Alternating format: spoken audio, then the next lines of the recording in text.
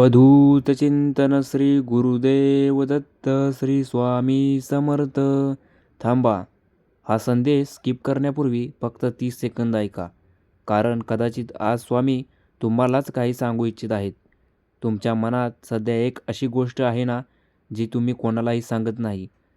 एक काळजी, एक भीती, एक अपूर्ण इच्छा किंवा एखादं दुःख. तुम्ही बाहेरून हसत आहेत, पण आतून खूप थकलेले आहात. लोकांना वाटतं तुम्ही ठीक आहात, पण तुमच्या मनात किती वादळ चालू आहेत हे फक्त तुम्हालाच माहिती आहे. आणि म्हणूनच आज स्वामी तुम्हाला सांगत आहेत, ज्या गोष्टीसाठी तू रात्रभर जगतोस, त्याची चिंता आता माझ्यावर सोड.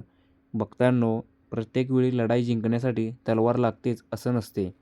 कधीकधी विश्वासही पुरेसा असतो. आज तुम्ही ज्या परिस्थितीत आहात ती कायमची राहणार नाही, कारण वेळ बदलते, लोक बदलतात, परिस्थिती बदलते. मग तुमचं आयुष्य का बदलणार नाही?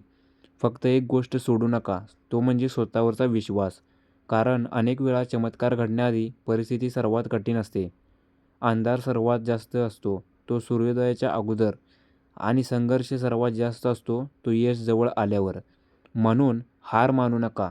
कदाचित तुम्ही ज्या गोष्टीची वाट पाहत आहात ती तुमच्याकडे येण्यासाठीच मार्ग तयार करत असेल. आज एक निर्णय घ्या. भूतकाळाची खंत नाही, भविष्याची भीती नाही, फक्त स्वामींच्या चरणी विश्वास.